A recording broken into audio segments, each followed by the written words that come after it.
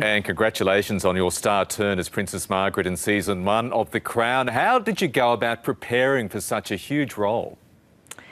Well, it was really daunting, and luckily we're all in the same boat, so that helped loads. But also, we just tried to do as much research as possible. And The Crown's great because they had like 7 researchers, so we have a lot of support. But I just read everything I could. I listened to all her favourite music. I had pictures of her off my bedroom wall. Oh, really? I was so nervous. I just had to try and absorb.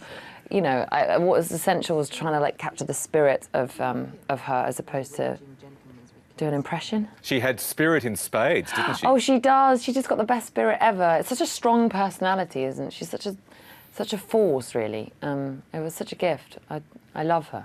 I completely fell in love with her, and I really didn't know anything about her before. Based on everything you knew about her, is she somebody you'd like to have known in real life? Yes. Imagine going to a dinner party with her.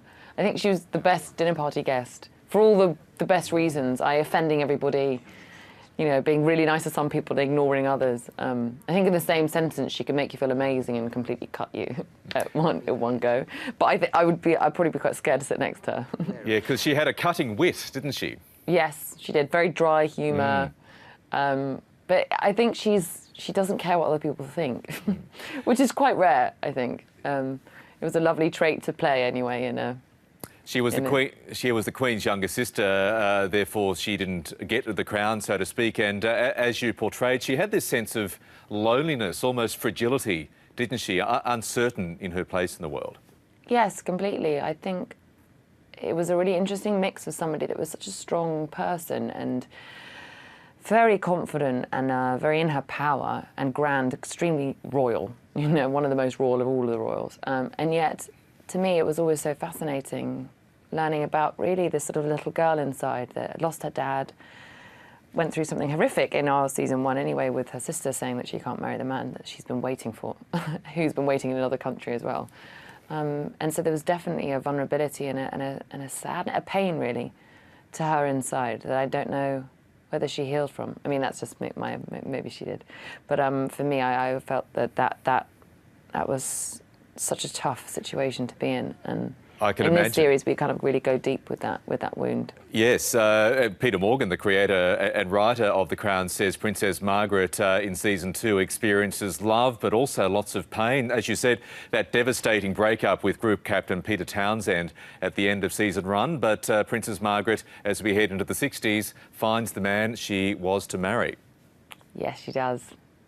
I know, and it's strange to think that if that hadn't happened with Peter, she wouldn't have met Tony in the way she does, for better or worse, which this season slightly alludes to at the end. But he's amazing. I mean, Matthew Good, who plays Tony, is amazing. We had so much fun. And it really is a meeting of forces, in a way. I think he's the first man she's ever felt intimidated by and hasn't really known what to do around. And that was... Matthew did that effortlessly because he's so charismatic and... yeah, such a kind of life force himself. Yeah, Anthony Armstrong-Jones, the real-life character who went on to become Lord Snowdon. One of Lord Snowdon's biographers, Anne de Courcy, Vanessa, writes that, speaking of both Tony and Princess Margaret, each was a person of extraordinary sexual magnetism with a libido to match. Is that a fair description? I think so. Judging by everything I read. That's what's so amazing about Margaret. You never describe the Queen and Philip like that, would you? I think that's why we love them as people, because it's fun, isn't it? It's naughty. I loved playing the naughty one. It was so lucky. Yeah, the sexual chemistry was really important actually, because it felt different to the Peter Townsend situation, which felt more like a father figure and a comfort.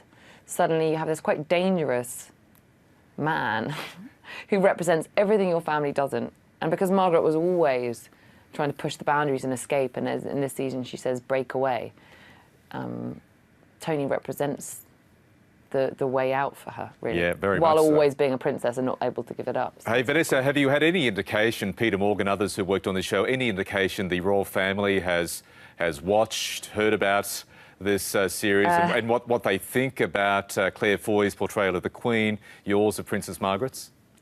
Well, I don't know what they think about how I do Princess Margaret, and I'd be terrified to hear, I think, in case she was like my sister's, nothing like that, but which is a risk, and always was when we started. But earlier this year, we did hear that the Queen watched it. And I think Peter was like, don't tell anyone yet because we want to be respectful.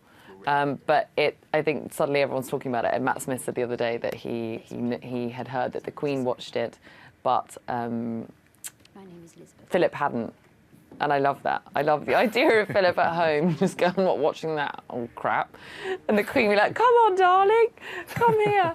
The thought of it is completely mad. I don't know what they think of Claire Foy, but I don't see how anybody could not like her performance and like her as a person. She's truly the best. Peter, season 2 is bittersweet for you, Vanessa, as it is for Claire Foy and Matt Smith, because none of you will be around in season 3 because the characters, of course, age, and therefore this will be your last season as Princess Margaret. You must be, given how much you connected with this character, so sad to leave her behind. Yeah, I cried on the last day. It was pathetic. Claire was just knackered and was, I think, quite numb, but I was crying. Typical Margaret fashion. But we always knew when we signed on, we always knew it was only ever going to be 2 seasons. And I think because of that, I just wanted to make the most of it. I felt so lucky and truly honoured to be at the beginning of her journey in the show. And also it's so cool that 2 other actors get to do it, because I've never played such a good character that's been so sort of like fulfilling and interesting and complicated. So I just feel really happy for them, whoever it is. We don't know yet. Yeah.